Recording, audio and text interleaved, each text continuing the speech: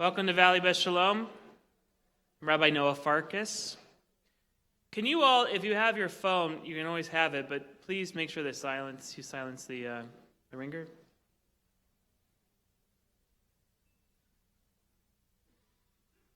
I want to welcome all of you to the Valley. For those of you who maybe don't live in the Valley, I hope you got your passport stamped on the way over the hill. And for those of you who are local, it also took you an hour to get here, so we appreciate you braving the traffic. That's maybe another topic for another evening. We're in a house of worship. We're in a Jewish space. We're at our home congregation, so this is how we begin every event. I'd like everyone to stand up, turn to someone next to you, welcome them to Valley Beth Shalom, ask their name.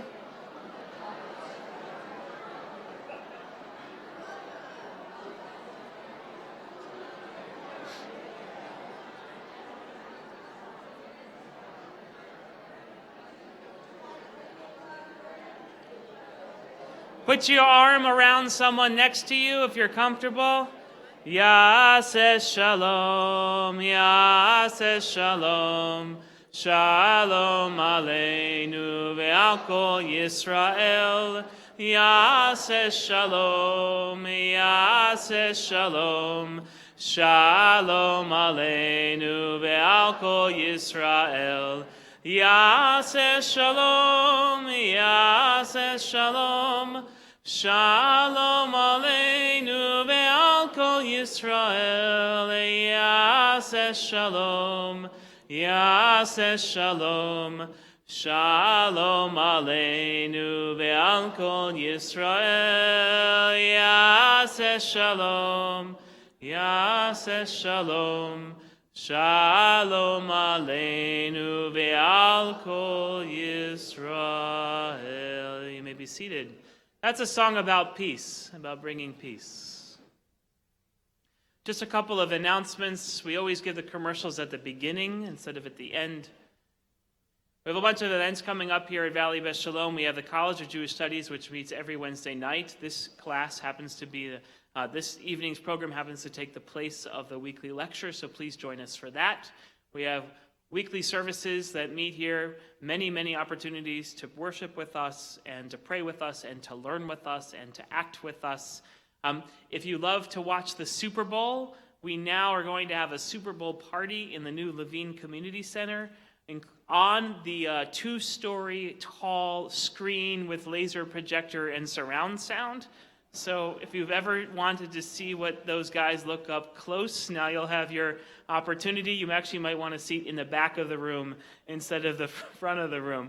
Please join us for that. There's a flyer outside if you want to participate. And just there are so many opportunities. And I want to just take a moment to introduce a good friend who is the chair of our Homelessness Task Force. For the last several years, Valley Beth Shalom has been engaged in an organizing effort to raise awareness, do direct service and advocacy work around ending the crisis of homelessness in Los Angeles. And the chair of that work, our layperson who is the chair of that work, is a good friend of mine, Mr. David Polinsky. I asked David to come up and share a couple words.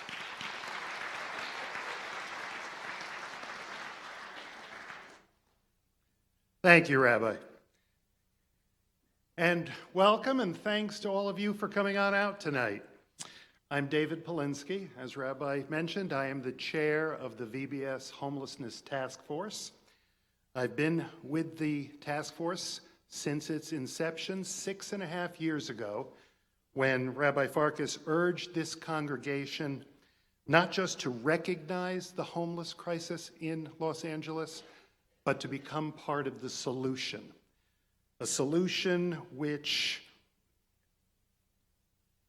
needs to address the concerns of 59,000 homeless men, women, and children in Los Angeles County. Since our task force was formed, we have worked in partnership with numerous faith and non-faith-based organizations throughout the city. We have been involved in lobbying and education efforts, including the following. In 2014, we hosted the County Supervisors Forum, and last year we invited Governor Newsom here to VBS to share his views about the plight of homeless in the state of California. We've caucused with city, county, and state legislators to discuss their plans to combat this crisis. In 2017, we successfully lobbied for the passage of two separate measures. The first, Proposition HHH, a city bond measure to raise $1.2 billion to construct housing. And number two, Measure H, which was a county companion measure, which was to raise $355 million per year for supportive services for the homeless. And as recently as last night, for the fifth year in a row, VBS Task Force hosted the LA Annual Homelessness Count.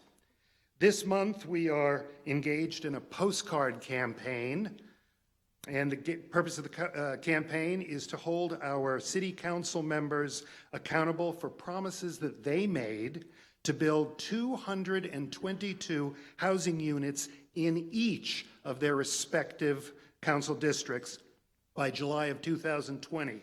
And if you'd like to help us with this campaign, up here at our table, we have postcards that you can sign and put a comment on and send to the council members, urging them to honor their commitments. If you're interested to also join the task force and help us in our future endeavors, please leave your name and your contact information. We can use all the help we can get. Throughout the past 6.5 years, one of the key goals of the task force has been educating the broader community about the harsh realities of homelessness. To do this, we recognize the importance of listening to those individuals who have had firsthand experience living on the streets and struggling with homelessness. I'd like to introduce you to one of those amazing people tonight. Born in LA County, Frank Ibarra was a successful businessman and community leader for over 30 years. Unfortunately, in 1989, he suffered 2 brain aneurysms and lapsed into a coma for 3 months. When he awoke from that coma, he found his business and his world in shambles. Frank then had to contend with life as a homeless person with chronic health issues. How he navigated that situation and what lessons and observations he picked up along the way is why he is here to speak to us and inspire us tonight. Please join me in welcoming Frank Ibarra.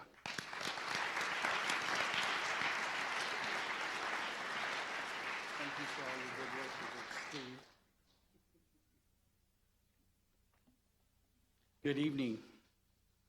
I'm honored to be here and that you guys are going to give me the opportunity to tell my story.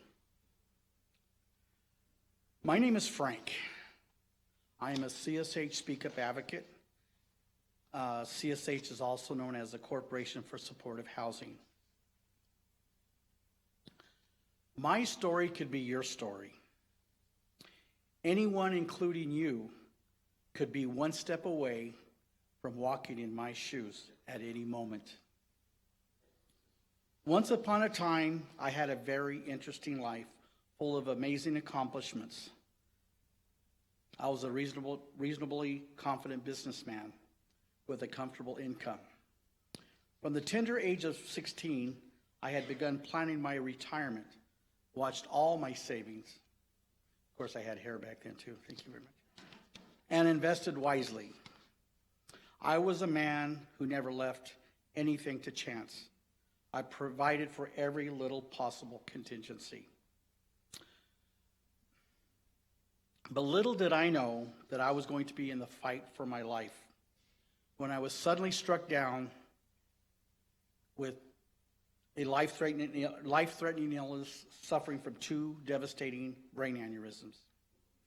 Several months in a coma, 2 months of intensive rehab, physical and occupational therapy. I had to relearn the most everyday basic life skills. How to dress, how to feed myself. To this day, I continue to compensate for my disabilities. I had become a victim of financial abuse. I will never forget the first night that I experienced homelessness. I suddenly found myself entering into an entirely new world in which I totally was ignorant of. I did not know how to be homeless. I was terrified and overwhelmed. It was more than I could have ever imagined. I felt humiliated and I felt beaten. The slide into homelessness happens one day. Yesterday I had a home. Today I have nowhere to go. That was just so surreal. Felt like I was dying. Just a minute ago, I was on earth. Now I'm in a very cruel, dark, and ugly place. I felt like hell on earth with no end or no escape. It just wasn't how I expected my life would be. Before becoming homeless, my life was bright and with unlimited possibilities. I was passionate about my life on many levels, all the while living in my own private bubble, not being aware of all the kinds of bad luck anyone could encounter. I tended to think that the homelessness couldn't possibly ever happen to me. Like I had a special kind of protection against bad luck. I felt that all homeless people were entirely to blame for their own miserable situations. I had this imaginary thin line in my mind between the poor who deserve help, and those who should get off their butts. I too viewed the homeless as they chose to be homeless. They should be thrown in a ditch. I regarded them as less than human, as if misfortune itself could be contagious.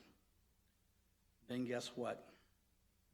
Then one day I found myself on the receiving end of that look, that disgusting look. You talk about a mind-altering experience. Now I have become everything that I have despised. Talk about taking a dose of my own medicine. It was more like taking an overdose of my own medicine. Trust me, as much as the public hates homelessness, homeless people hate it even more.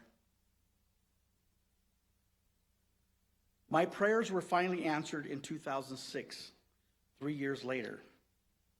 A community of friends provided me with permanent supportive housing. With keys in hand, I walked through that door of my apartment. I was literally speechless. It was the most humbling moment of my life. Those were the most beautiful four walls I had ever seen. They were my four walls. While many on the streets are seriously sick and their serious health problems are made worse by homelessness, I am convinced that successful medical treatment is dependent on permanent supportive housing. When I was homeless, I was in agony from starvation. I would be admitted into the emergency rooms at least 3 to 4 times in a single month, battling severe life-threatening diabetic hypoglycemia, a condition caused by a very low blood sugar. It took me nearly a year to go from food scraps to food stamps. With permanent supportive housing, my emergency visits and the high costs that they incurred plunged. I believe in ending homelessness instead of simply trying to manage homelessness, to say nothing of the human and ethical reasons. Homeless patients, homeless patients eager to get out of the cold have gotten very good at describing their a set of symptoms that they know will land them in a bed for a few days. Those just seeking warmth are getting the priciest beds in town. It costs about $1,500 a night in a bed in the ER room. But can you imagine if we got them a place at the Beverly Hills Hotel, it would be a lot cheaper. I believe it is cost effective to aim to end homelessness. When I first considered telling my story, yes, it was exceedingly hard for me. It was hard for me to put my sorrows into words. Even though the homeless experience was some time ago, it was still too raw for me to handle. But then one day, I finally decided to tell my story with no holding back. That's when the Corporation of Supportive Housing, also known as CSH Speak Up Advocacy Training, helped me mold my voice, give me a sense of confidence, empowering me to champion the cause for the homelessness. You heard me mention supportive housing. And that supportive housing provides wraparound services for people that are going through those housing. And they do amazing work. And with that in mind, I want to introduce you to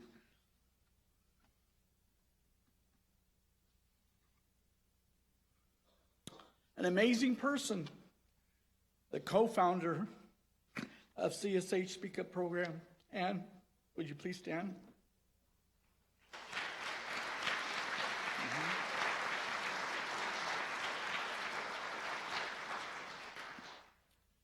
And also in our building, like I mentioned, we have supportive housing caseworkers. And I would also like to acknowledge my caseworker in my building. His name is Jaime Reese. He's in the very back of the room up there. Would you please stand, Jaime?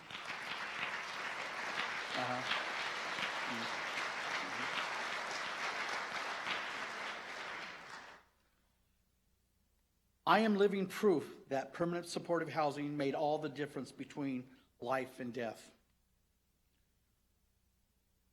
Last year, I had 3 major heart operations. My younger brother died, and it's been very, very difficult. This year, it's going to be better. In closing, in The Wizard of Oz, Dorothy had it right. There's no place like home. Or rather, there's no place like my own home. Thank you for your time, your precious time. God bless you guys. Okay?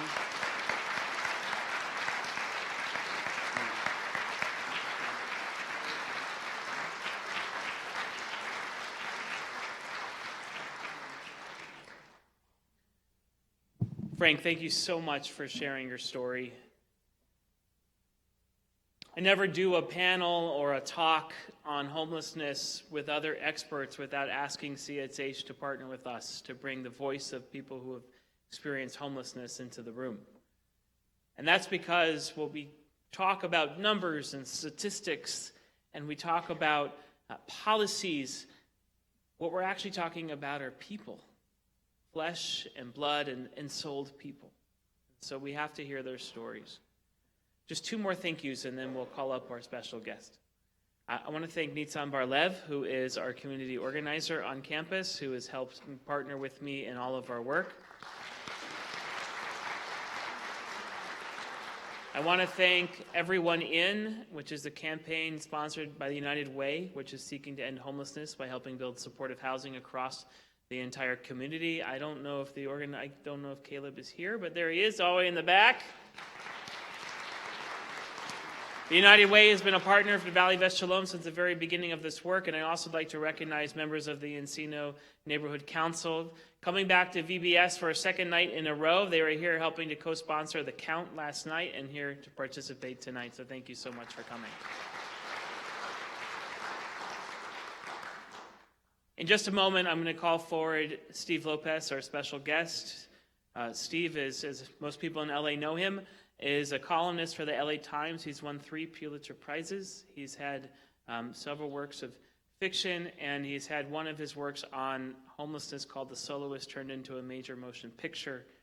In many ways, Steve represents the voice of all of us who want to bring our voice to the table about what it means to address what he has called, and what I agree is the #1 humanitarian crisis facing Los Angeles. So I'm going to invite Steve to the bima. Please come forward. Please give him a Valley Beth Shalom welcome.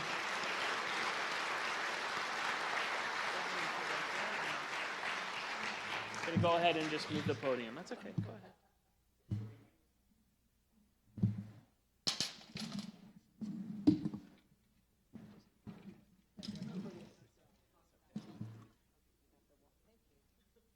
Oh, so gracious. Thank you.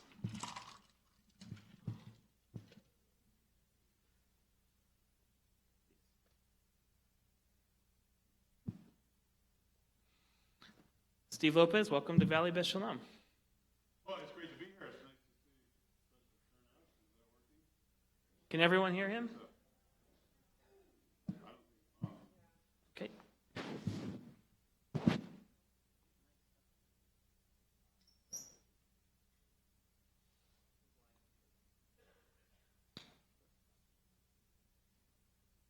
Reason to hold in philosophy. Try that. There we go. He said, "This is why I went to rabbinical school." And I want to thank you for the 3 Pulitzer Prizes. I don't recall winning them, Oh, but I'll take them. okay. I was a finalist 3 times, but Oh, you're a finalist. you're Well, very in my book, you're a very winner. generous. I'm sorry. In my book, you're a winner. Thank you. I read your bio too quickly, I suppose. I think I'm going to quote you now on my. And as the rabbi said, winner of 3 Pulitzer Prizes. If you quote me in your column, I'll make my mother very happy. So, Is she here? She lives in Plano, Texas. So. Well, let's call her. Thank you for coming tonight. I appreciate you making the drive out, and for all that you've written and your experience. I thought we should just start tonight at the very beginning. Maybe speak for just a couple of minutes about how you got into writing and thinking and being so involved in the issue of homelessness in Los Angeles, and where did it all start? It happened entirely by accident. I feel like this setup is turning me away from you. No, you can turn. Just get I'm going to comfortable. move over like this. Is that okay? Yeah, it's perfect. We didn't rehearse, by the way. So it's entirely by accident, and it was not out of the goodness of my heart that I began visiting and revisiting this topic. It was that what I do for a living keeps you always on the lookout for the next one. You got to keep pumping out the columns. So you keep your eyes and your ears open, and this all began for me in 2005 when I was wandering around looking for a column. And sometimes that's what I do, is just wander around. Something looks interesting, catches my eye. There's somebody that I want to, ask a few questions of. And so it was that day in the winter of 2005 that I was at Pershing Square downtown and saw this guy playing a violin. I mean, I heard the music first and I turned. And there he was, and he's standing next to a shopping cart. And so I'm figuring, okay, this guy is homeless, and he's playing a violin. It's classical music. I didn't know too much about music, especially classical music, but I recognized it as pretty good stuff. And as I watched, a couple of things stood out. One was that all of his belongings were in that shopping cart. Another is that he had put a little sign on the side of the shopping cart, and it said, "Little Walt Disney Concert Hall." He had done it with a magic marker. And the other thing that was interesting was the violin was missing 2 strings. And there he was playing with all of his heart. And I noticed that he didn't have a violin case open or a hat out on the pavement to collect money. And I thought that was interesting too. I mean, usually a street musician is trying to make a few bucks, right? So I became very curious, and my thought was, this was not this guy needs help, it was he might be a column. So when the music stopped, I went and introduced myself, and he was immediately terrified. He jumped back, as I recall, and didn't want to talk. And I was trying to engage him, and, that's usually what I do when you're trying to get a story. Relax somebody, start a conversation, try to connect on some level. And I said, the music sounds really good. And he said, do you really think so? And I said, yeah, I'm not a musician, but it sounds good to me. Where did you learn how to play? And he said, oh, that was a long time ago. I'm just trying to get back on track. And it was kind of noisy as it can be there in downtown LA, and there are buses and, trucks and horns and sirens. And it seemed to me an odd place to play, and I asked him why that spot, especially if he wasn't collecting money. And he pointed and said, I play here because of the Beethoven statue. And I thought, okay, he really has some issues. There is no Beethoven statue. And I said, what statue? And he points, and I look, and there is a Beethoven statue. I'll bet you there are people in this room who know why there's a Beethoven statue at Pershing Square in downtown LA. Does anybody know? Come on, somebody out there knows. Yeah, you win a trip for two, all expenses paid, to Plano, Texas. We're going to visit the rabbi's mother. The LA Phil used to be on Pershing Square. They moved up the hill. Beethoven stayed behind.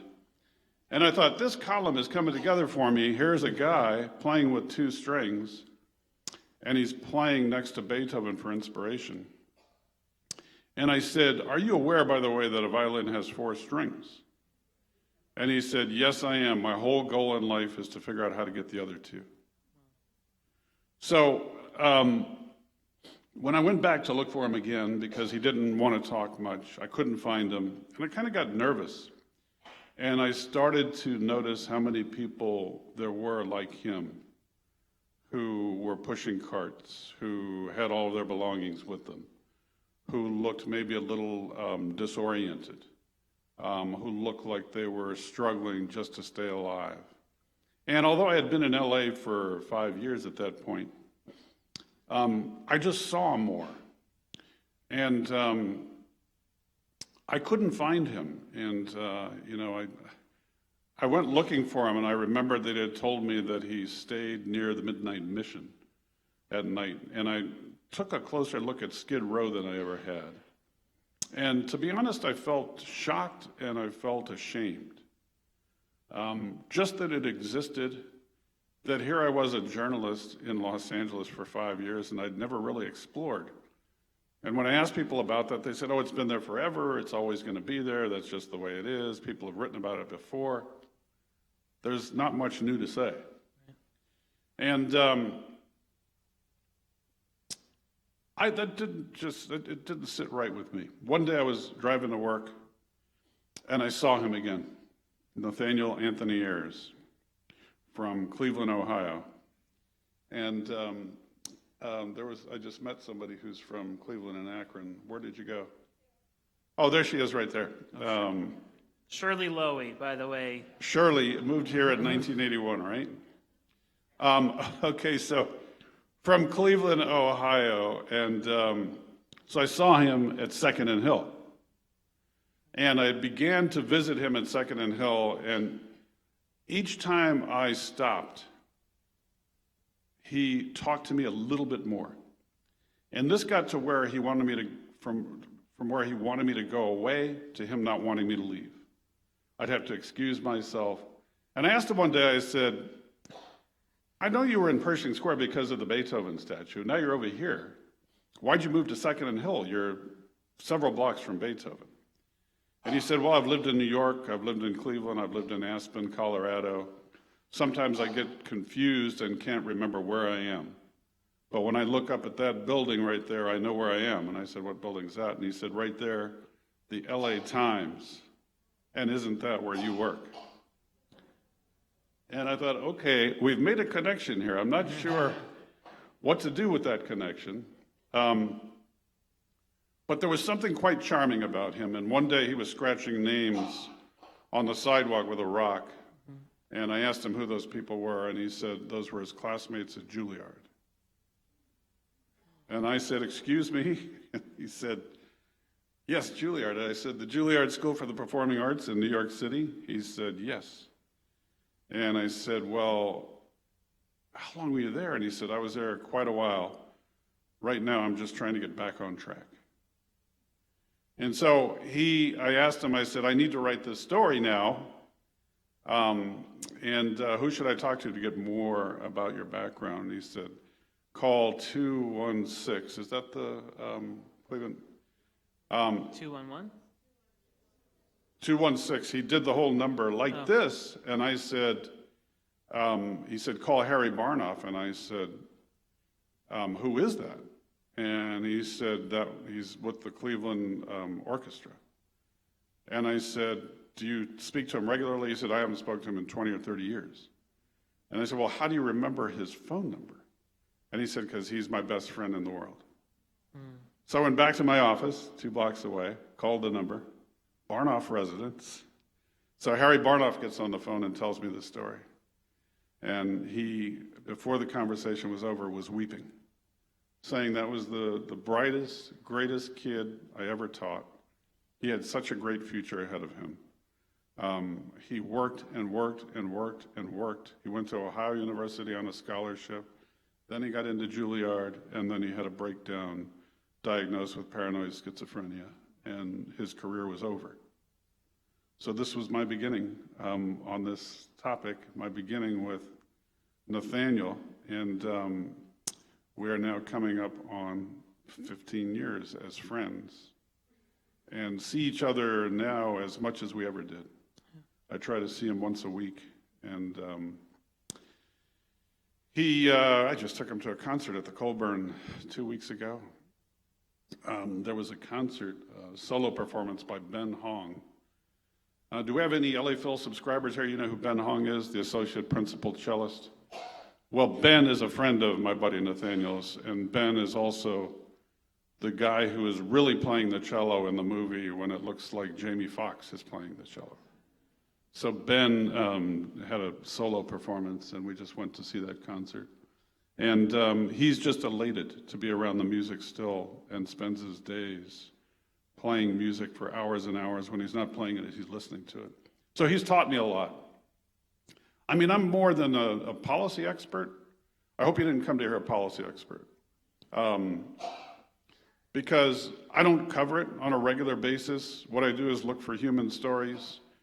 You know, stories like Frank's are stories that can change policy, because we went way too long in this country without humanizing people, dealing with physical and mental issues. And because of that, this stigma was created. And the way to break the stigma is to tell stories. And so Nathaniel's greatest gift to me was letting me know him well enough to tell his story. Yeah, when we first started organizing here at Valley Beth Shalom, our first, as David said, our first big event was the runoff election between Bobby Shriver and Sheila Kuehl. And they had their final debate on our bima on the other room. And we did a little guerrilla politics in that. We had Rafe Sonnenschein was the moderator, and we bussed in about 60 homeless folks and put them in the first 4 rows of the congregation and had them give testimony as part of the debate. What a great night that. It was amazing. And actually it changed LA. And I don't mean that in a small way. The coalition we built asked each of the candidates if they were willing to meet with us within a certain period after they won, and they had to agree because they were in front of hundreds of people. And that's organizing. When Sheila won, she deputized my co-chair, Molly Reisman, to be her housing deputy, and then put me on the LASA commission. I mean, that is a great idea, and I meant to say, and I neglected to say that I really appreciate the engagement here and the activism that you people are a part of. It's the only way to make change. And those two people, Sheila and Bobby, I think have been important voices. Sheila, largely for her compassion and understanding of policy around mental health, treatment, and homelessness. And Bobby, I will never forget standing with Bobby at the VA. This lovely young lady right here works at the VA. Your name again is? Her name's Leah. Your name again is? Leah. I remember standing at the VA with Bobby, and this is something that that is relevant now as much as ever. And Bobby was just screaming about how could there be vacant buildings at the VA? How could they be vacant for decades when just outside the gates there are homeless veterans sleeping on the streets? And he just could not accept it. And if you were here to see Bobby that night, you may recall that he can get worked up about things. And he was so worked up, he was even calling out his brother-in-law. He was saying, you know who needs to stand here with us? Zev needs to stand here, and Arnold, and the mayor, and we need to just demand that whatever needs to be done to these buildings, that it get done, because we have this humanitarian crisis. And we've got to make use of all the resources. And, you know, you had your asbestos issues. You had your seismic retrofitting issues. You continue to have that. But I've been in the last week hearing from readers all over Southern California asking me, why aren't they using this building? Why aren't they using that building? And this all came about because one reader said, I just read in the LA Times that St. Vincent Medical Center has been given permission to shut its doors. It's in bankruptcy proceedings. And she said, how can that happen when it's surrounded by encampments? So this has been, for me, a remarkable week, because I thought that's a good idea. I'll write a column about it. I get a call from Councilman Mitch O'Farrell saying, I've been looking into this. Then I get an email from Hilda Solis's office saying she's been looking at this. And at yesterday's meeting, exactly 1 week later, they voted unanimously to find the money to buy it and to make, to put it to use. They're not clear on exactly where the money is coming from. They don't know for sure that they're going to get it. And they're not sure exactly what it will be used for, but what they know and what we all know is that there is although LA has done more than any community anywhere in the country, we also have the biggest critical shortage of every resource that's still needed. And so it'll be good to see if they can move that along. It's 366 beds. And, somebody was talking earlier about permanent supportive housing, and that, and Frank did too. We need permanent supportive housing, but what we've found out in the last few years is that it has taken way too long and cost way too much to build the permanent supportive housing. And instead of the 10,000 units, you're going to get closer to 8,000 out of that, out of H and HHH. And that'll leave 50,000 people. And so I think the focus now has become, how do we do more faster, and how do we do more than I feel like we've been a bit myopic in the focus on permanent supportive housing, which is unquestionably a great need, but recuperative care beds and behavioral centers, and I think within the last couple of years it's become more and more obvious that we need a huge increase in drug treatment and rehab. I spent a few weeks in Hollywood recently doing a series of columns, and it is just frightening out there. It's frightening the amount of meth that is destroying people. People in their 20s and 30s are having heart attacks and strokes. The opioid crisis, people are dying. I mean, I just spent some time with the coroner's office. They go out and retrieve roughly 3 bodies a day in LA County. More than 1,000 homeless people are dying in LA County, and the number has doubled in the last 5 years. And it's gone up every year in the last 5 years. Or maybe it's the last 7 years. So we need more of everything, and we need it quickly, and that's why St. Vincent, I hope, it's probably going to become a little bit of everything, recuperative care, Right. sobering center. Mark Ridley Thomas, I was talking to him last night, and he said some drug rehab, some kind of housing, but probably not long-term permanent, and that's partly because there may be some seismic limitations on what purposes you could have in a building that is not retrofitted entirely. Right. So just backing up a second, you say we've done more than almost any city in America. I don't know if anybody comes close. I mean, Right. does any? I know that we take 130 people off the street every night and put them in housing. The problem is 150 are following That's them. the problem, right? Is that the influx is so great. So I think about Frank, and I think about your friend Nathaniel, and I think about this idea of privilege. So we've often, in the last few years, racialized this idea of privilege, but privilege isn't necessarily always based on race. For me, privilege is like the distance between a human being and abject suffering. And the longer that distance is, the more privilege you have. And that can be a network of friends. That could be because you were born in a particular zip code. That could be because you've inherited specific wealth. It could be because of your race. It could also be because of your gender or your sexuality. It could be for a series of reasons. And when I think of Frank's story, and I think about Nathaniel and the people I've worked with who are homeless and experienced homelessness, it's because they burned through all of that for reasons some of their doing and many not of their doing, and they have no network. When you have a schizophrenic break and you don't have a friend or a mother or a brother or an aunt who can take you to appointments or let you sleep on the couch and deal with your cycles, then you have nowhere to go. And so maybe talk a little bit about some of the other experiences you've had about how deep this crisis goes when we're speaking about the person-to-person relationship.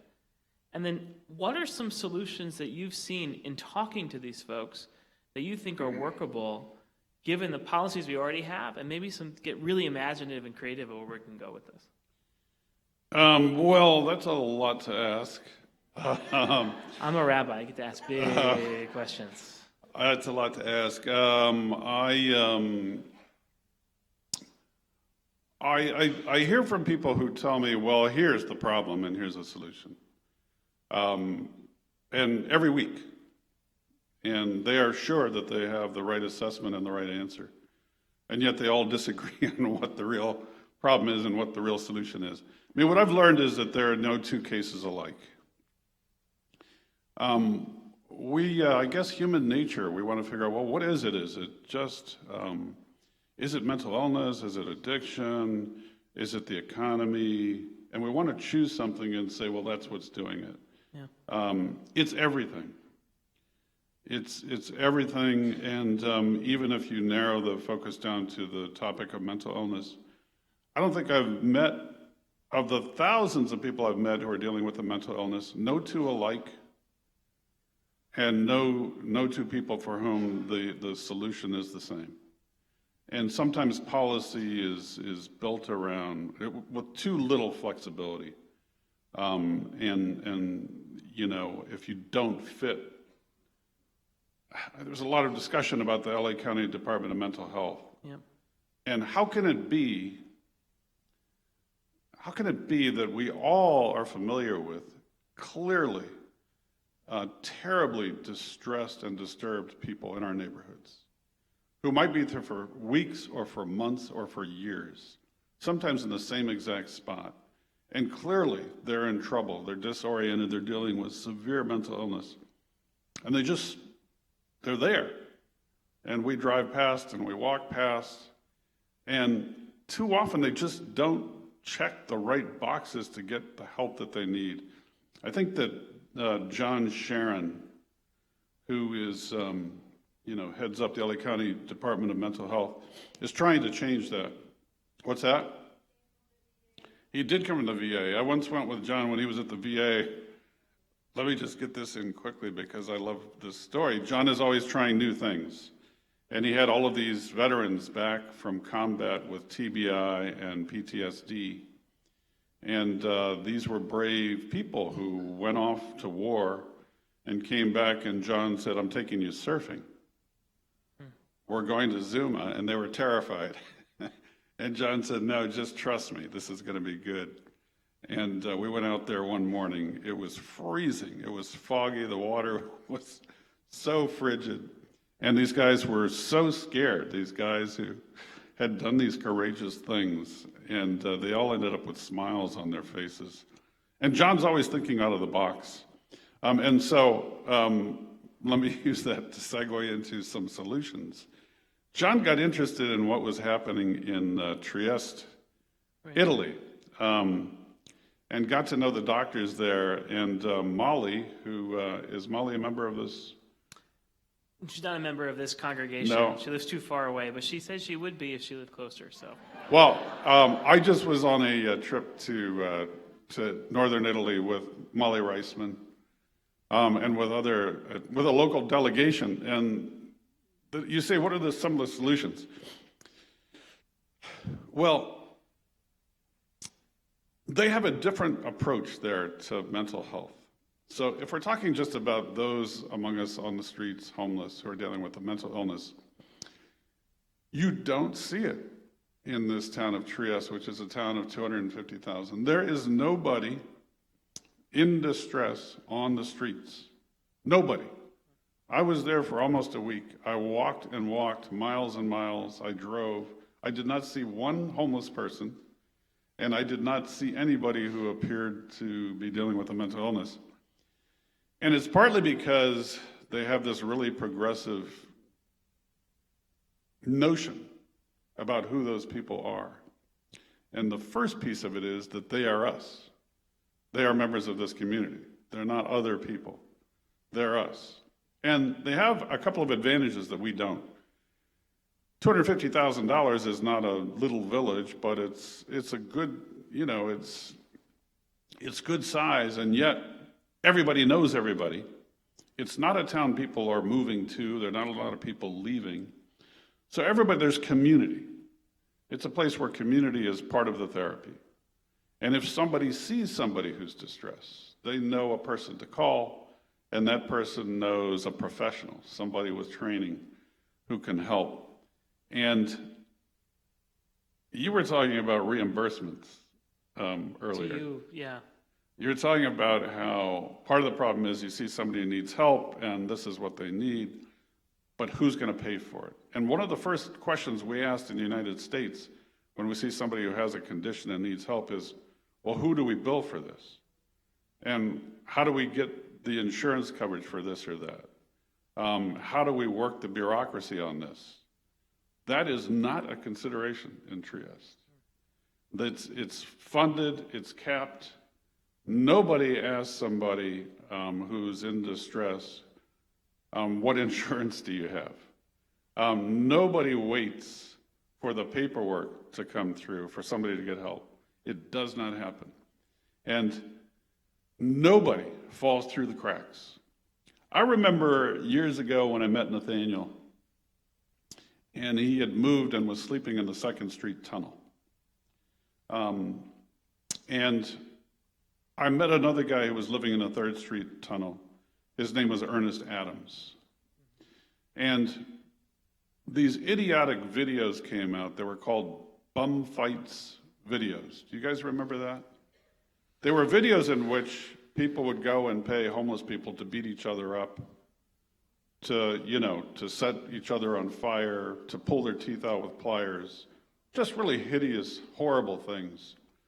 And some knuckleheads got inspired by those videos and drove around Skid Row with baseball bats beating up homeless people. And I heard on the radio that somebody had been badly beaten, among many who had been beaten with the baseball bats, and was near death. It was not expected to live. and was found in a tunnel downtown LA, and I thought, oh my God, it's Nathaniel. So I went racing around looking for him. I couldn't find him. It turned out that it was Ernest Adams in the next tunnel. And Ernest's skull was crushed. He ended up for months, he recovered and then was for months in brain injury rehab. And one day, maybe it was a year later, I was driving through the 3rd Street Tunnel, and there was Ernest, back in the same spot. He always sat in a lawn chair with a pile of books next to him. He was studying for his real estate license, and he had real estate books, and when he wasn't reading those, he was just reading fiction, nonfiction, anything. He loved to read. And his head was still kind of bandaged and dented. And I said, Ernest, what are you doing here? He said, what do you mean? This is my place. This is my space. I said, you were beaten nearly to death and you came back to the same spot? And he said, well, I have nowhere else to go. And I said, they just released you from the hospital? Do you have any follow-up appointments or anything? He said, no. I said, do you have a social worker? He said, no. Cut loose. Good luck. Hope you make it on your own. That does not happen in Trieste. Nobody gets cut loose. And so it's been studied by a local delegation, and the plan is to start this up later this year in Hollywood. And the plan is for teams of 10 or 12 outreach workers, trained professionals, to be in charge of groups of about 100 people. And so none of those 100 people are supposed to be falling through the cracks like Ernest did. There's a social worker who has been an inspiration to me. I've written about him. His name is Anthony Ruffin. He has worked with a number of nonprofits, and now he's with the Department of Mental Health. He was on this trip to Trieste. And one of the things that Anthony does is he was assigned the Hollywood 12, which I think became the Hollywood 14. They were the people deemed the sickest and nearest death. And Anthony's job was to try to reel them in, earn their trust, get them the help they needed. And he dealt with one hurdle after another, and these people were dying. When a client of his was hospitalized, when a client of his was arrested, often for stealing something to pay for food, he would know about it. He just had a network of contacts. And when they were released from the hospital or from the jail, Anthony would be there waiting for them at the door. And the reason was that nobody else would be there for them, and they would fall through the cracks. So the Trieste model is, no, nobody falls through the cracks. Nobody is released from a hospital, a jail, without somebody there to guide them to whatever help they need to stay healthy. So I hope we can get this thing started. Trieste does not have our meth epidemic, which is a big advantage. They don't have our billing reimbursement problem, which is a huge advantage. Everybody is from there and is known as a member of a community. We don't have that. We have people arriving every day from all over the country and the world. And it's just, I think, easier to walk past somebody because they're not familiar. And so it's going to be hard to make it work, but I think it's worth trying. And the hope by Dr. Sharon and others is that if it works, then it's here in the Valley and it's in other parts of LA. It's not just a Hollywood program. It's the way we do business. So that's one maybe long-term solution. It's very expensive, though. Right. It's very expensive. And one day at the conference in Trieste, somebody asked about their crisis response teams. I mean, okay, but what if somebody who is a client is disturbed and standing on a street and throws a brick through a storefront? What happens then? And they said, well, it doesn't happen much because people they're not unmanaged, they're treated. But when it does happen, we'll send out the crisis response team as many as 3 times a day. And when we heard that, we were all looking at each other saying, 3 times a day? an official response, somebody going to somebody's house to check and see if they're okay. One more thing that's different there. We have privacy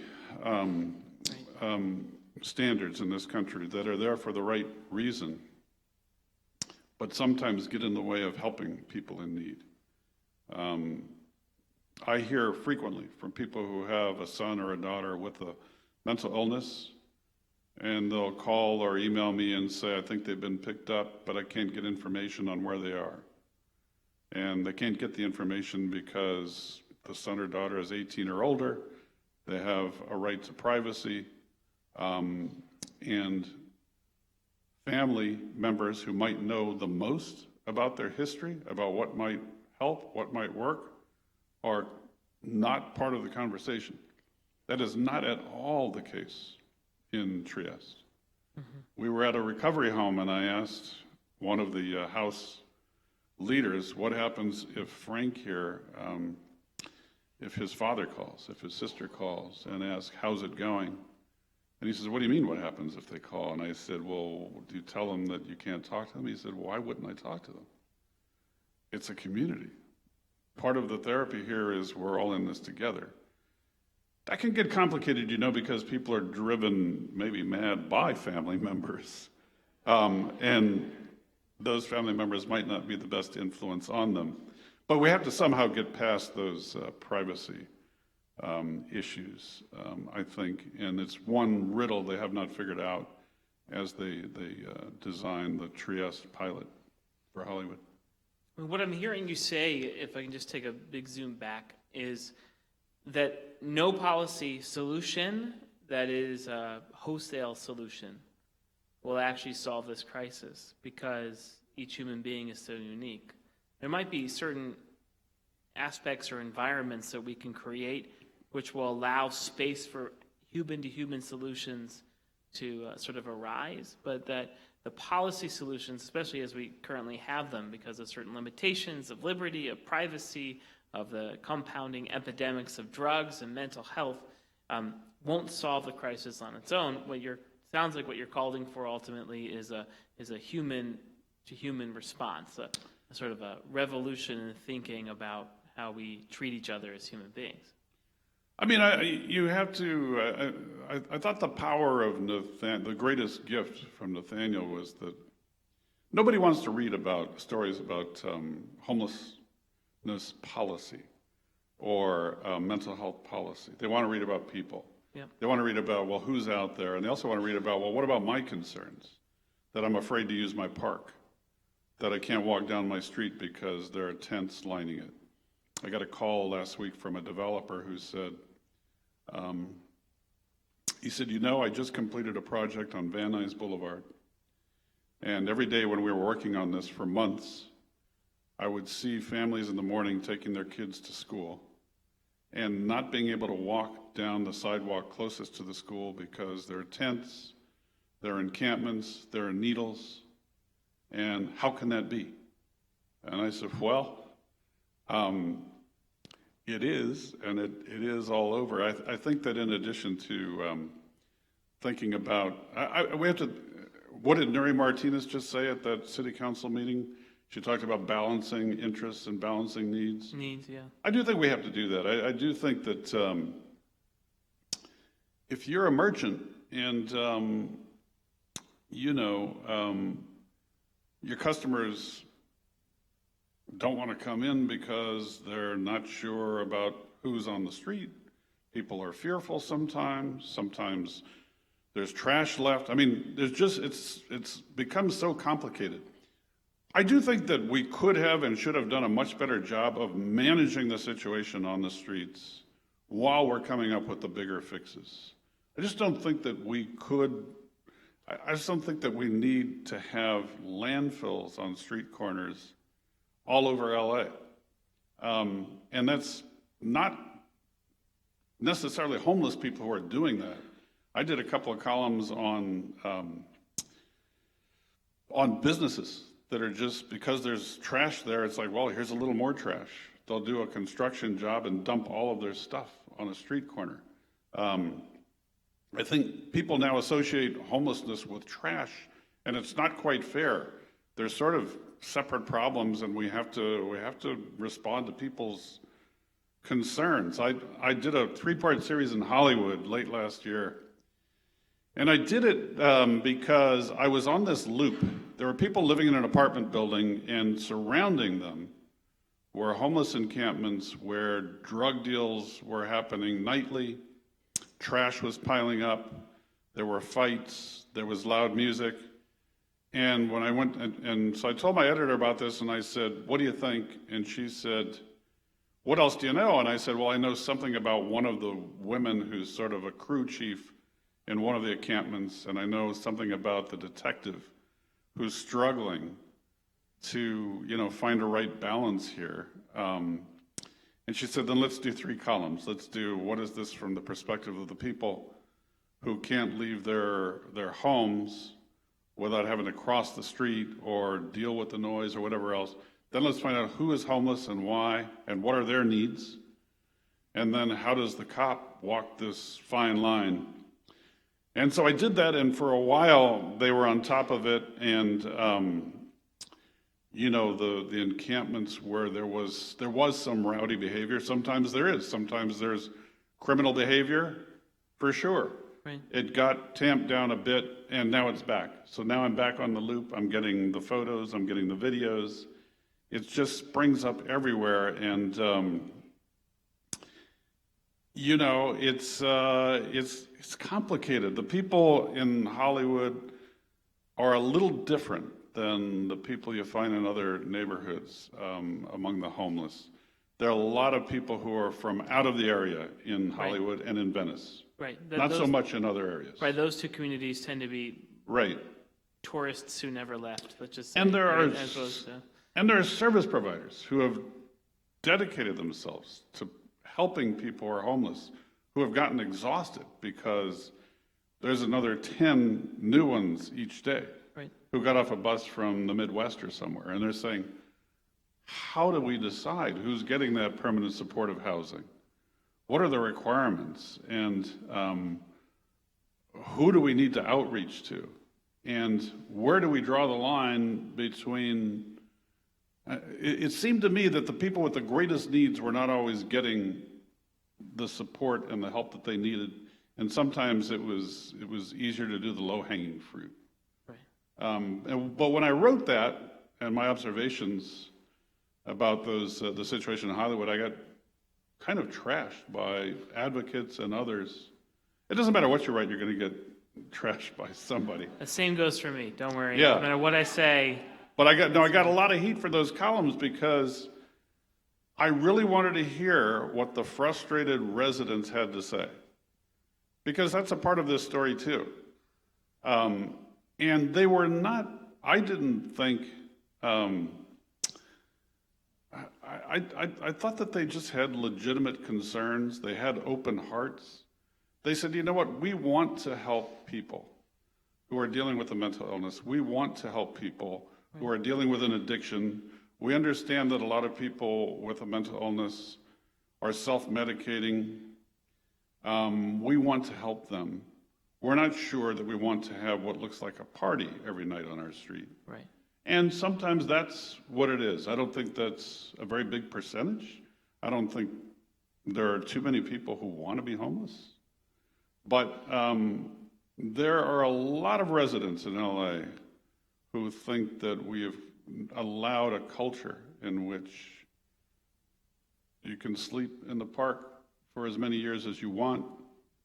And the mayor has wrestled with this. You guys have wrestled with this. Right. The county is wrestling with this. It's got really complicated. And my fear is that we begin to lose our sense of compassion. It's easy to get frustrated. It's easy to get angry.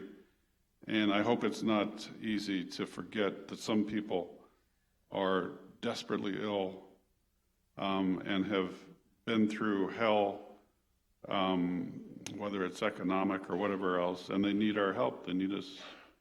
They need us to figure this out. I was thinking of the Supreme Court that refused to hear the Idaho case, the one that says that you can remove folks from the sidewalk, but you can't clear them away unless you have some kind of place for them to go.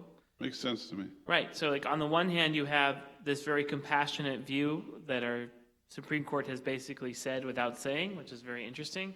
And on the other hand, you have all of the needs of homeowners, merchants, warehouse owners, that the functionality of the city itself is starting to crumble under the weight of homelessness in many ways, inaccessibility, the culture, drug culture, etc. So, like, balancing those two things is very, very challenging.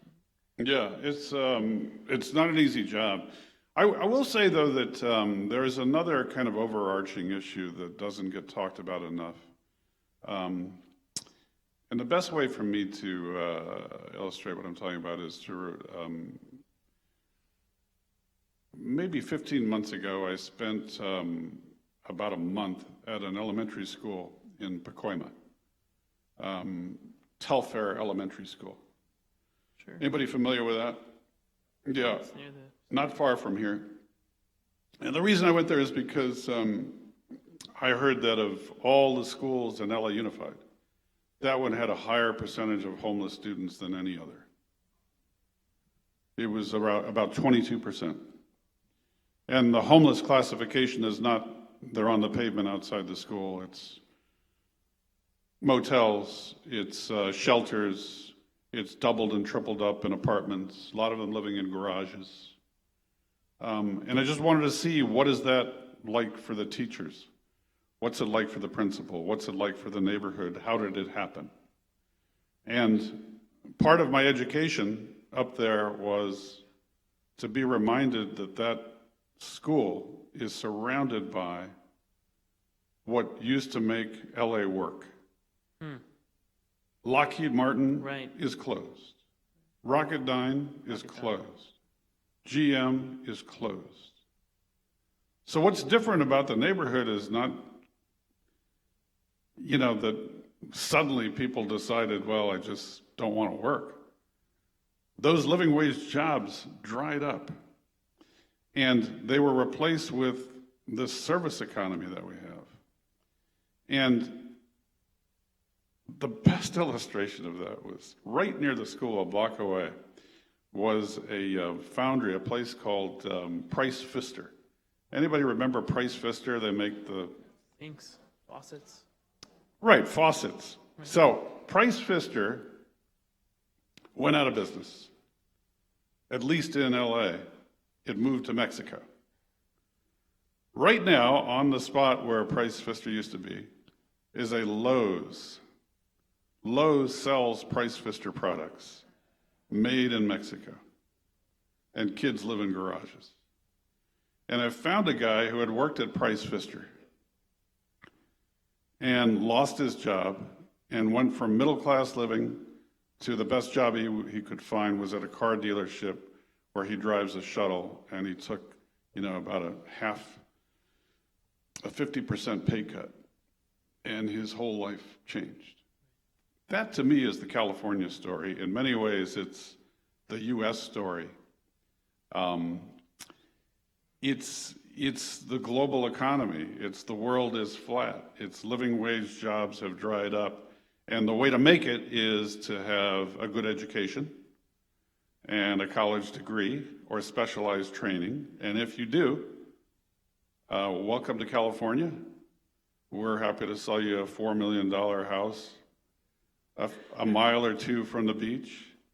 And it's a place, I think, California, where the prosperity drives the poverty. Yeah, I agree. So let's talk about then the other side of it, right? So, because you mentioned it. So, forgive me, let me get a little biblical for just a second. Prerogative of being a rabbi in a synagogue. In the Torah, it says that even if your enemy's donkey falls under its burden, you have an obligation to stop what you're doing and help lift it up. And a commentator, his name's Rashi, says on that even better than helping the donkey that's already fallen of your enemy is to prevent it from falling in the first place. Because it takes twice as much energy to lift something up off the ground than it is to allow it to fall. So let's talk about prevention. What can we do to stymie the inflow into homelessness? Because what we're doing now is building the most robust service network in the history of this city and maybe in some ways this state. But we're not doing a lot to prevent folks from becoming homeless in the first place. When we had a polio outbreak in this country 150 years ago, we didn't solve it by building more wheelchair factories. We solved it by finding a vaccine. So what are some of the things that we could do as a society to help prevent folks from falling into homelessness in the first place? Well, if I had the answer, I'd be running for president. The last guy who is the president pretended to have the answers, was going to fix all of that. I think that is our biggest challenge. And either you reinvent an economy that works for more people, or you deal with a system that, through federal and other policy, has created this vast income inequality. Or you do more assistance to the people who don't have a shot at that kind of prosperity. Yeah. More rental assistance, a bigger investment even than we have now in education. When I was a lad in Northern California, our K through 12 schools were a national model. Right. They are no longer. That's correct. There used to be no funding issues at the Cal State system or the UC system, and I can remember paying my tuition at a California State College for a semester at $90. We had pathways to upward mobility. There were a lot of union jobs in the private sector that have dried up, and I think we've just created huge gaps. So all of the things that you would have to do to address that, I think, might make a difference, but they're not necessarily politically viable. They're a big part of the discussion in the presidential campaign right now. I mean, you hear about those things from Bernie Sanders and from Elizabeth Warren.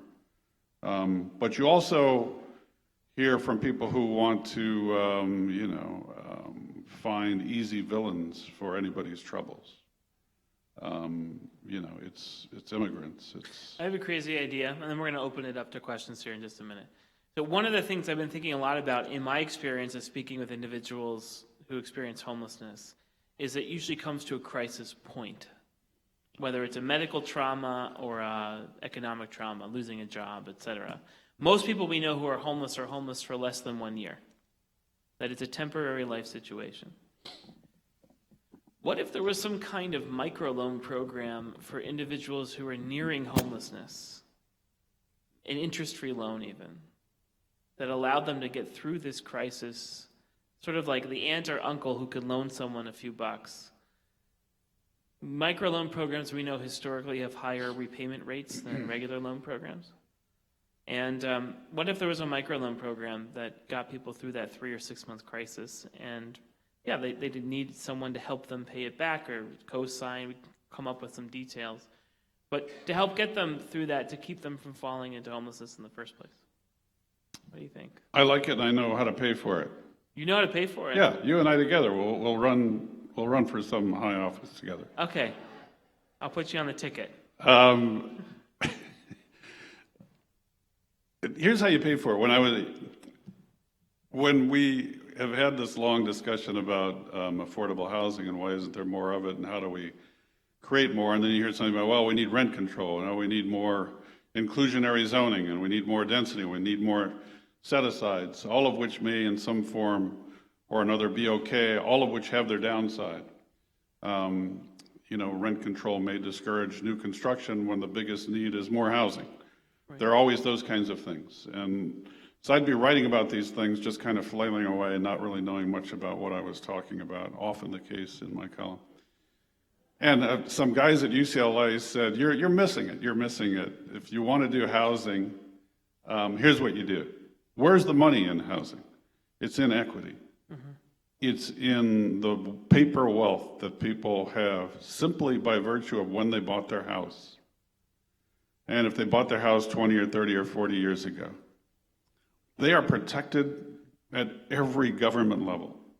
They got to write off their mortgage interest. Why? You're doing well enough that you got a house. Why do you get a break on the interest? Why do you need a tax break for that? Prop 13. Right. Why, when I was in the last house I lived in, my house was valued at the same as the houses on either side of me. My property taxes were 3 times as much simply because of when I bought. Why? And if people bought a home for $120,000 that is now worth $1 million, I'm not asking them to please give me $100,000 to give to other people. Right. What I'm asking is that when you do sell, why not a small, 0.5% real estate transfer tax that funds a massive affordable housing program? And it's our equity in our homes is in the trillions of dollars. I have equity in my home. I did nothing smart. I was able to buy a house, I bought it, and now I have this money that I didn't really earn. And I think that in a society that has created such income inequality, it's one way to give back and make a big difference without causing much harm at all to the people who have all of that equity. So that could pay for your loans. That would be great. That would pay for my loan program. But you can see this, my idea, just like when I wrote the column, it didn't go over really well. Nobody wants to give up that equity. But I think that, it's, and some of that equity exists because of zoning laws that have restricted density in your neighborhood. So your house has all of that equity because nobody was allowed to build any more houses anywhere near it. You benefited from all of these planning decisions, from all these federal and state and local policies, while people moved into their vehicles and onto riverbeds. And so isn't that a place where there's a great opportunity to begin to balance the field just a little bit? I mean, what do we have in California? 150,000 homeless people?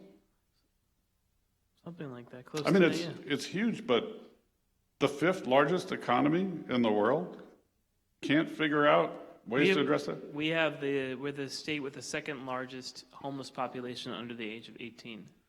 I'm supposed per to drive capita. to, I'm not sure I'm going to make it, but I'm supposed to drive to San Diego tonight and see the governor tomorrow because he is doing the homeless count at 4 a.m. down there. Huh. But if I do make it, I want to ask him that. What about this idea? I think it's a pretty good idea. Great. Thank you. There's a microphone in the middle of the room. If you're able-bodied, just make your way over there and we can, if you're not able-bodied, we will figure a way to get you the microphone. So let's take 2 or 3 from the middle and then we'll ask maybe Luis, you'll walk the mic around.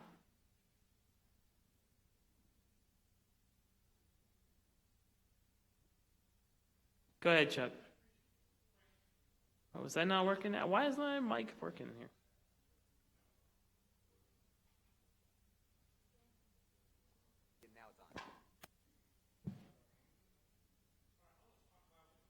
All right, maybe you repeat the question. Would that be okay? Okay.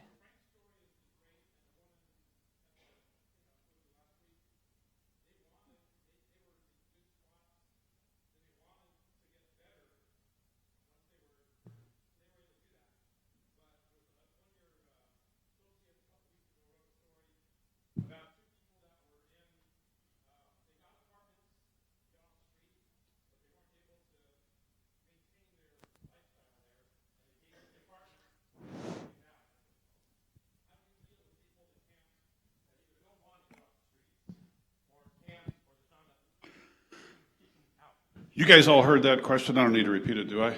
How do you deal with people who don't really want to get off the streets? I think, what's your name, sir? Chuck. Chuck. I think there certainly are some people like that, but I think we'd be making a mistake to focus on that group because I think it's pretty small. And I think that it's easy to make a judgment about somebody who doesn't want to do what we think should be done. People have all different kinds of experience, and I think one thing in common that I've found among people on the street, regardless of different levels of motivation to get out of their circumstances, trauma. That's right. You find so many people who have been abused physically, sexually, emotionally, neglected, growing up in poverty, growing up surrounded by violence, growing up in other countries that they had to flee. I think that most people who end up on the streets do so because they've been through hell. And yes, there are some people who, well, here's the housing unit, here are the keys, good luck, need more support. And it won't work without more support. And I'll tell you a quick story about my buddy Nathaniel, who refused for months to take advantage of a home that was made available to him by Lamp Community, a downtown LA mental health nonprofit, and I was getting frustrated. Come on, you can lock up all your instruments, you've got your own bathroom, you've got safety, why won't you do this, why won't you do this? And he just said, no. He was terrified of being indoors, and I thought back on my time with Nathaniel and all of the really noisy places in which he played music outdoors. And he couldn't hear his mistakes out there, I realized.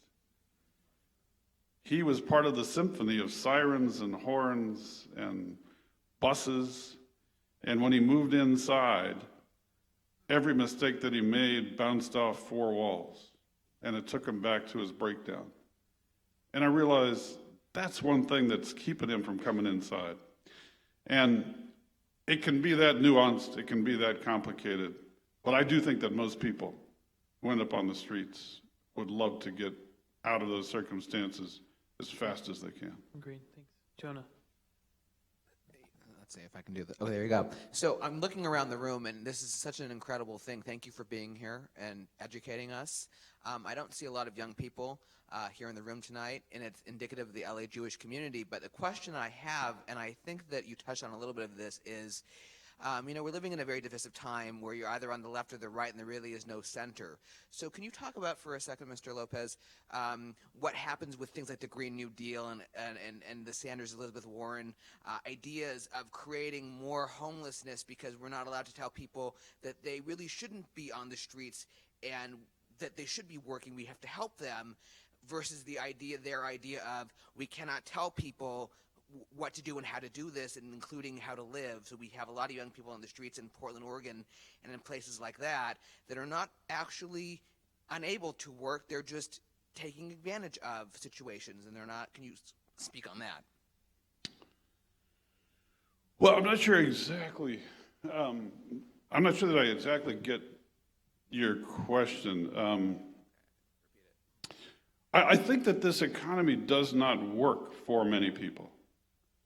And I have, over the years, written about many people who work 2 and 3 jobs and hustle and live in pretty amazingly deplorable, substandard conditions. The cost of living is great here, and I often hear from people when I write about we need to do more housing in this neighborhood or that neighborhood. They say, well, people can't afford to live here. Why don't they just go somewhere else?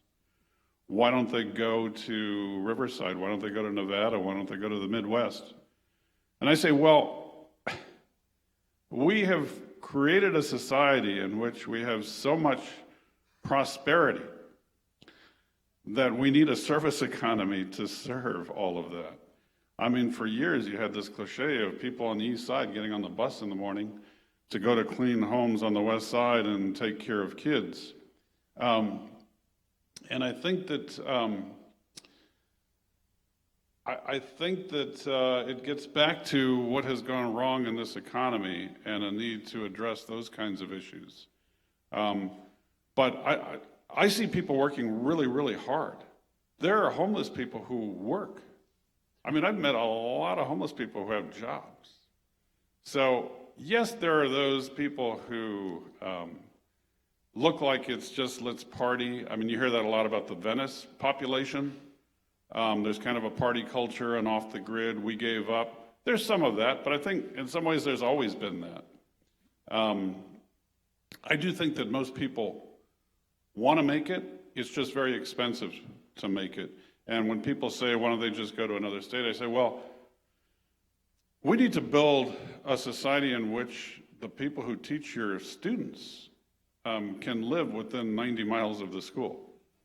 And the mechanics who fix your car, and all of these other people who are part of, a great economy need to have a way in.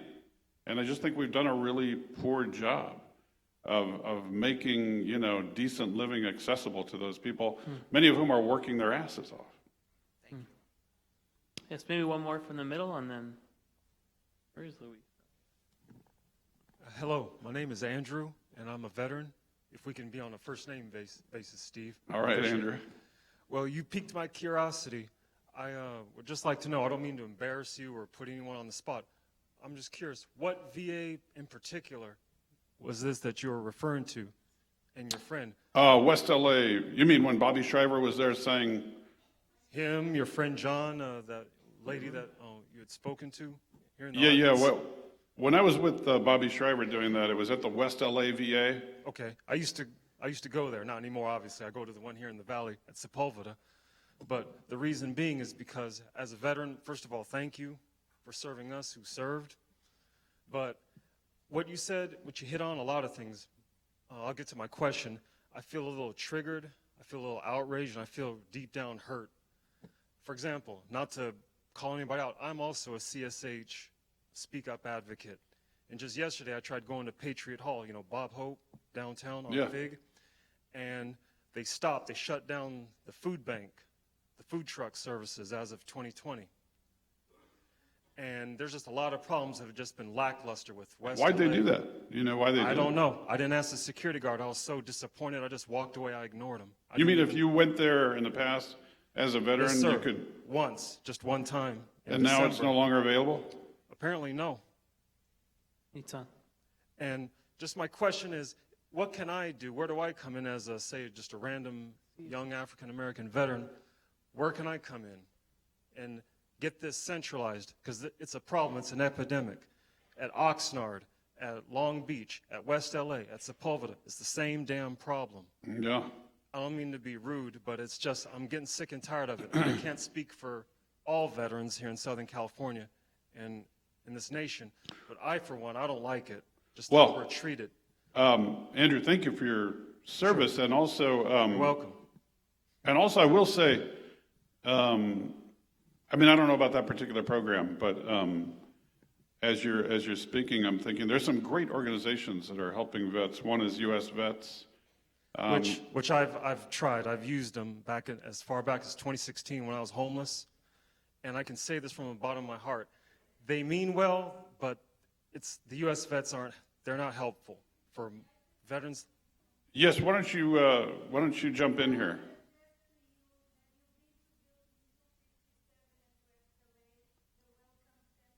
I've been to the West LA Welcome Center. I can even name some names, people I've dealt with personally. Yes. Maybe, but I've already talked with, let's see, what's his name? Mr. Goody, that gentleman. Andrew,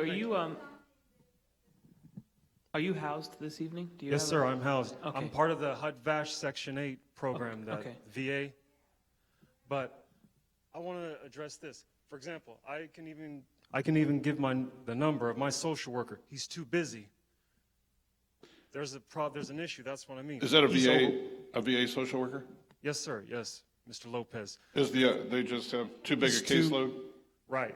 Exactly. You hit the nail right on the head. I couldn't have said it better than myself. He's overwhelmed.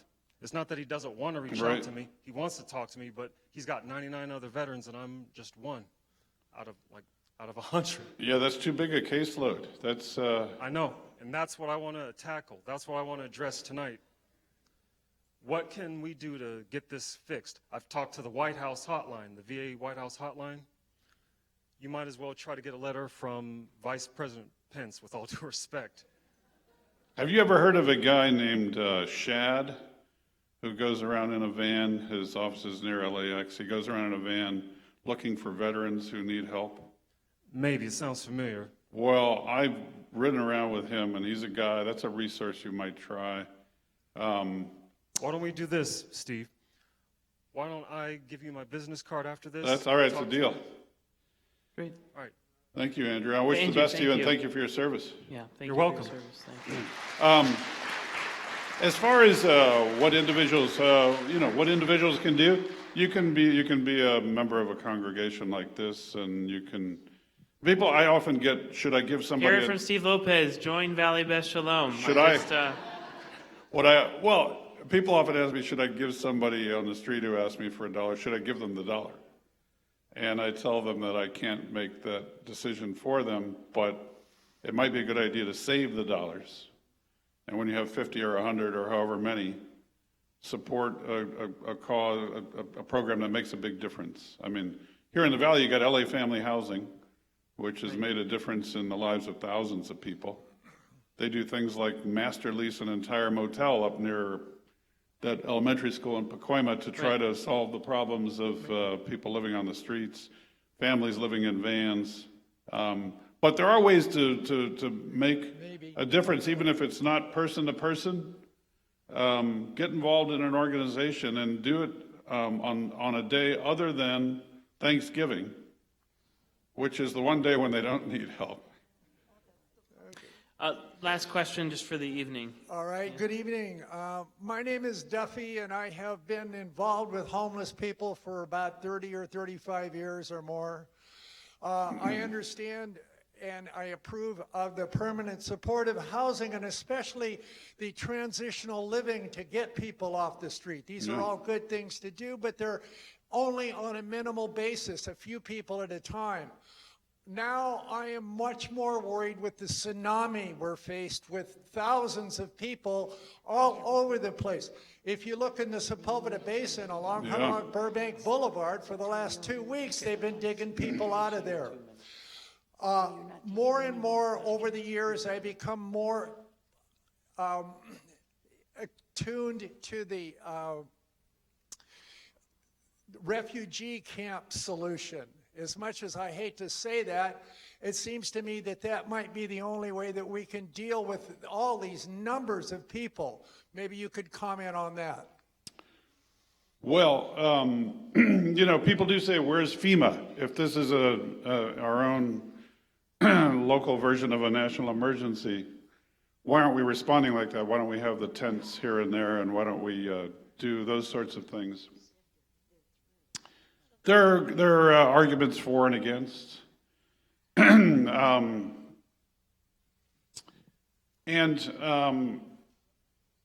don't know that we want to colonize people. I don't know that we want to create more human corrals. But we do need to find ways to get more help to more people on the streets in distress. Agreed. And I wanted to ask, do I get to ask a question? Yeah?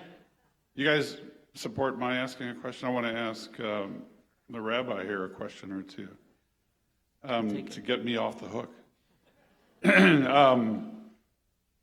Well, maybe you can answer that question about what do you think about a FEMA type response to what we have here? And then more importantly, I wanted to get to, you're on a commission that has a lot of power to map out and to execute policy on all of this, and it's an organization that is in the midst of big change. There's a new chairman, person. Who is talking about doing things a little bit differently. The director has just left and searching for a new one. So what, in 5 minutes or less, what's the future of LASA? What do we need to do more of? What do we need to do less of? How do you see, what changes do you see coming? In some ways, it's a time of great hope because we're rethinking things, I think. And you have the governor saying, I want to make more money available. And you have Darrell Steinberg saying, along with Mark Ridley Thomas, let's rethink the Mental Health Services Act and redistribute some of that money to more urgent needs. And you have, I still can't believe it, that within 1 week, the Board of Supervisors moved to buy a vacant hospital, right. something that ordinarily would take 6 months or a couple of years. So how do you see things playing out here in the next year? What's good, what's not so good, what do we need to do more of? Sure. So for your first question, the FEMA question, just to give you a quick background, after Hurricane Katrina, I spent 2 years helping that community rebuild itself, and I would be there on the weekends, and so I actually slept in those FEMA trailers, and the FEMA response there, I had a lot of problems with that FEMA response there for a whole slew of reasons, but nobody was saying, let's put all the FEMA trailers in one place and create a village of FEMA trailers in the middle of Mississippi. They would drive to your house, drop off a FEMA trailer in your driveway because your house was destroyed, and then once your house was rebuilt, they would take that FEMA trailer away. So the FEMA response there was to keep people as close to their actual home as possible. And it was for a limited period of time while they worked out the construction. I've been to Nairobi. I've been to the slums in Nairobi. I've seen them. I went there on a delegation with the State of Israel a number of years ago. The slums of Nairobi started out as a homelessness encampment. I've never seen a temporary refugee-like situation in the middle of a city not become a permanent refugee-like situation in the middle of the city. Every time a big sprung structure goes up and says, oh, it's only going to be here for a few years, 25 years will go by before they realize that that's now the new system. Because that's how systems work. When you drop the bar and you extend the realms of possibility to include camps or encampments or colonies, that becomes the thing that people try to fix and work on and tinker with, as opposed to trying to shut down and move people into housing. So I'm not a fan of a refugee-style situation, because then we'll look a lot like Nairobi. We'll have a beautiful airport, and next to the airport, there'll be slums. It also is not inexpensive. And there are people who would argue that you're siphoning money away from permanent solutions to warehouse people temporarily. Yeah. And what usually starts out is with a lot of compassion ends up ensconcing or crystallizing homelessness. So Do you not like the mayor's bridge housing policies?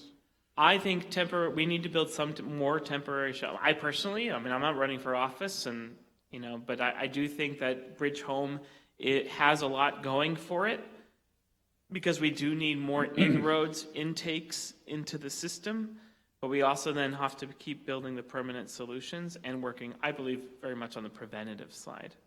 Now, to get to your other side, as sort of speaking as the G-man in the room on this commission, I'm very close with Commissioner Dussault. She and I have had many offline conversations about governance. And when I was chairman of the LAHSA Commission, my priority was to actually trigger the reorganization of LAHSA. And that was not a governance situation, but that was establishing a CPO's office, a Chief Programming Officer office, and to get a new CFO's office. And we did all of that. In fact, the acting chairperson or executive director now is the CPO of LAHSA. So Heidi's actually a great find there.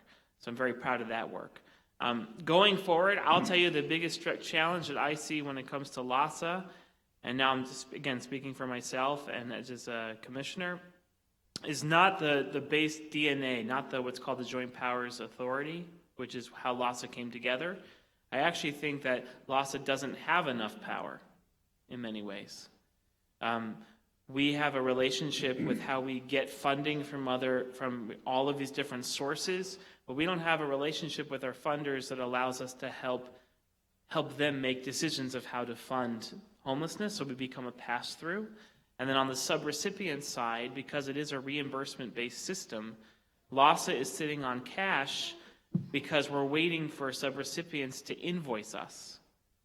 And we don't have a way of directly or controlling that money. And we also don't have a strength enough yet to do enough reallocation from taking it away from one agency and giving it to another, because we don't have that kind of power. And so Sarah and I have been looking at those issues. You're not an advocate, though, of switching to a model like Metro, where...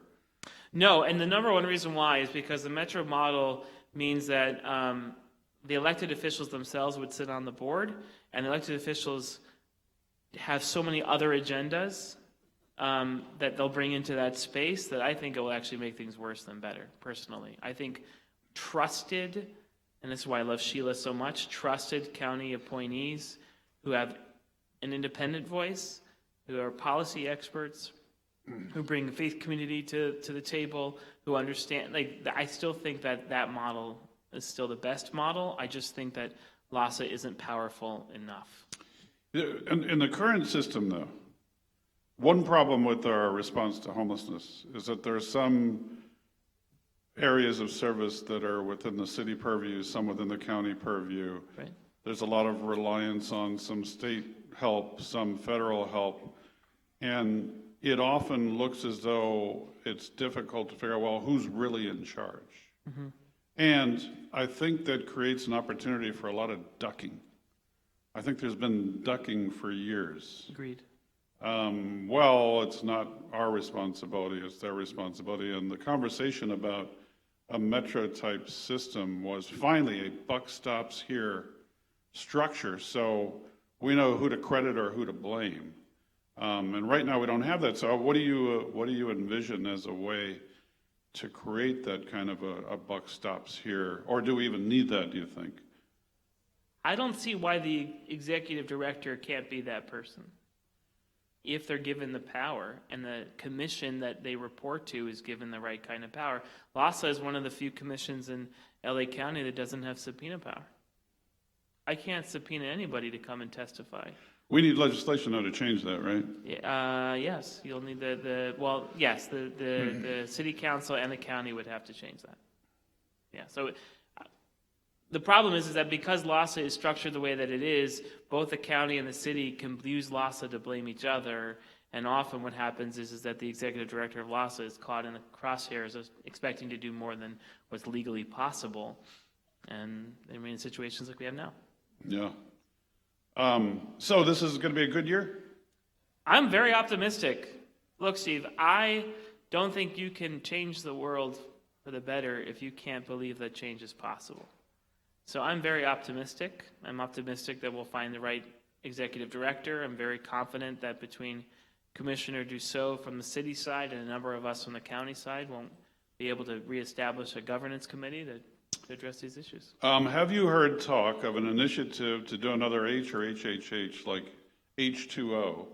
And H2O.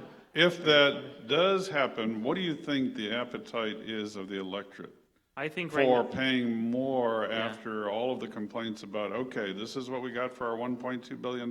Yeah, well, the way you phrase it sounds very rhetorical. Leading question. Yeah, I'm not sure what the appetite is. I know that those of us who are involved, the appetite's strong. But I also know that the activists make up a small percentage of the city. So, well, let's ask them, would you be willing to pay more if you believed that you would get better results? Not just... Do you not have enough trust so you wouldn't be inclined? Sounds 50-50. Yeah. I will say this, because I do represent the part of the government agency that spends the money. I'm the chair of the finance committee at LASA. So I see every single dollar that goes before the commission, before it's spent. I'll tell you right now that they're spending $33 million a month out the door. $33 million a month. And in order to get that money from LASA, you have to pass certain thresholds which are transparent and approved by many people. The reasons why money isn't hitting the streets is because organizations that are directly serve the homeless, those who are on the street level, are not properly billing the government for money. And that doesn't mean they're making little tiny mistakes. They're deciding to do the work, and then they'll wait around 3-4 weeks before they ever bill the government. And then when we have to do our monthly reports, it looks like we're holding too much cash because They haven't actually billed us, but we know the work is there. So I can't force someone. You can take the horse to the water and you can shove its mouth into the water, but until it opens its mouth and drinks, I can't get the money out the door. That's the kind of thing that needs to change. Those are kind of the things that need to change, is that an organization on the ground that runs a shelter needs to do its paperwork so it gets paid by the government, and that needs to be transparent. Because I think the last thing the public would want us to do, as someone who's in charge of citizen oversight on the finance committee, is just to give an organization money without any transparency or accountability. Yeah. So, which system, that's a big challenge. Do you guys want me to ask him more questions? You keep asking me questions, but we can also let people go home. And it's late. Do you want to ask any more questions?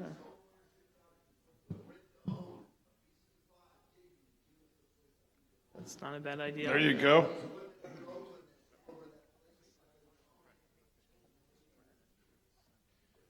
Do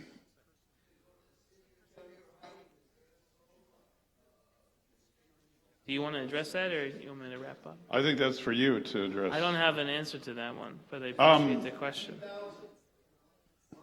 I would like to close by doing a couple of things. I would like to say that it's really great to see all of you here tonight, because it means you care enough about what is a real crisis in our lives. It's I do appreciate that. it's something that we have to get better at addressing. I think you're here because you want to have a role in that. You want to be part of the conversation, and that's a good thing, and I appreciate your involvement. I want to thank you for having me here. I'm always a little reluctant to do these because I don't cover this on a regular basis. I'm not a policy person. I just have a few stories to tell. But I have some hope. I do have some hope that this is a year when things are going to be a little bit different. I think that this governor is a little bit more of an activist in this area. And I think that enough people have spoken up and demanded better solutions, either out of compassion, I think it's mostly compassion, or out of contempt for, a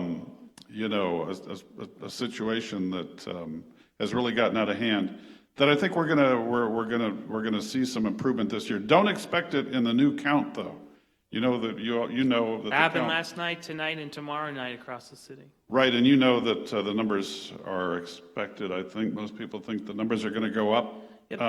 But there's a lot in the pipeline that's going to be coming through this year. A lot of new housing.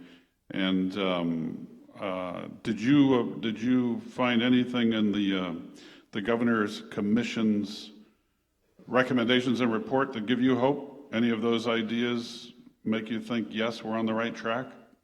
Well, first of all, the fact that there was a commission that made it, that itself makes me feel good. And some of the policies, I think, I'll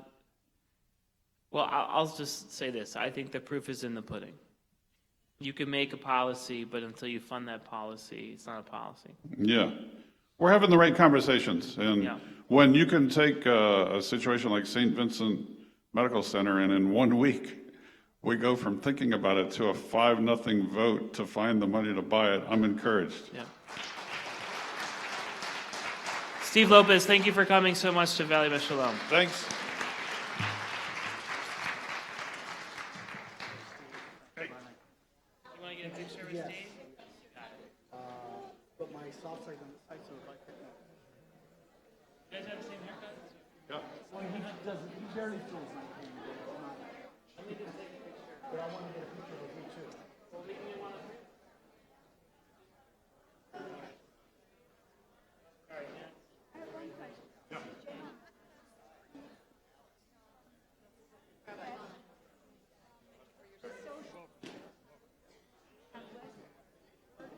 Yeah, well, that's a federal funding and staffing.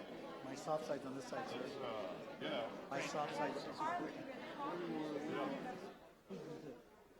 I mean, the best way to address it from